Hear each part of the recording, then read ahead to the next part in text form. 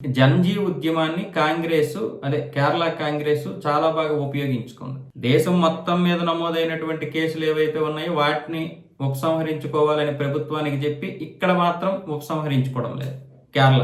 దాన్ని ఇప్పుడు బీజేపీ ప్రశ్నిస్తుంది. మరి మీకు సంబంధించినటువంటి ఉద్యమం చేశారు కదా వాళ్ళు, మరి వాళ్ళని ఎందుకు మీరు విడిచిపెట్టడం లేదు అని.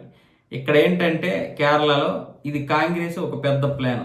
మేము ఎవరినైనా సరే సమానంగా చూస్తాము, మా కోసం నిరసనలు చేసినా సరే వాళ్ళు దారుణాలు చేసినా లేదంటే దాడులు చేసినా మేము విడిచిపెట్టమన్న విధంగా కాంగ్రెస్ ఒక పెద్ద ప్లాన్ చేస్తుంది. వాస్తవంగా మేము దేనికైనా సరి సమానంగా ఉంటామని. కానీ నిజానికి చెప్పాలంటే కేరళలో కాంగ్రెస్ ప్రభుత్వం ఉంటుంది, పైగా వాళ్ళకు అనుకూలమైనటువంటి నిరసనలే చేశారు. ఇక్కడ రాహుల్ గాంధీ ఏదైతే నిరసన చేశాడో మరి ఇక్కడ వీళ్ళు చేసింది కూడా దానికోసమే. రాహుల్ గాంధీ ఎప్పుడైతే నరేంద్ర మోదీ ఇంటి ముందు కూర్చున్నాడో అప్పుడే ఇక్కడ కూడా యువత వచ్చింది. మరి వీళ్ళని ఎందుకు అరెస్ట్ చేస్తారు? పైగా వీళ్ళకి అనుకూలమైనటువంటి వారు. అదంతా ఒక పెద్ద ప్లాన్. ఏంటంటే మాది కూడా పారదర్శకవంతమైనటువంటి ప్రభుత్వమే, ట్రాన్స్పరెన్సీ ఉన్నటువంటి ప్రభుత్వమే అని చెప్పడానికి తప్ప వాళ్ళ మీద ఏమి కేసులు ఏమి కొనసాగించరు. ఇది ఒక పక్క ప్లాన్. పినరన్ విజయన్ ఏమొచ్చేసి ఆయన సతీష్నికి లేఖలు రాస్తారు, బీజేపీ వాళ్ళు విమర్శిస్తారు. కానీ అందరికీ తెలుసు కేరళలో కేసులు ఉన్నాయి అంటే కాంగ్రెస్ ప్రభుత్వం ఎవరి మీద పెడుతుంది? ఆపోజిట్ మీద పెడుతుంది. కానీ ఇక్కడ నిరసనలు చేసింది ఎవరు? వాళ్ళకి చెందినటువంటి జన్జీ, వాళ్ళ యువత. అది అందులో ఎటువంటి సందేహం లేదు. వాళ్ళ మీద కేసులు పెడతారా? పెట్టినా ఉంచుతారా? ఆ మాత్రం ఇంగిత జ్ఞానం మనకు లేదా? అదంతా పక్కా ప్లాన్.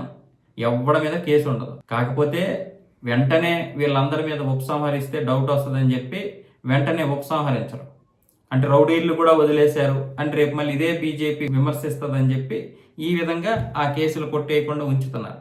ఇప్పుడు ఆ విమర్శ కంటే ఈ విమర్శ పెద్దదేం కాదు వాళ్ళకి.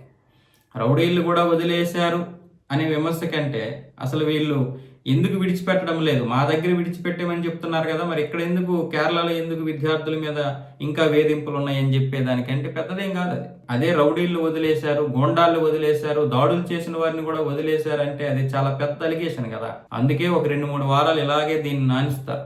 తర్వాత వాళ్ళని ఎక్కడ వదిలేయాలో అక్కడ వదిలేస్తారు, లేదా ఒక్కొక్కడిని ఆ కేసు నుంచి బయటపడేస్తారు.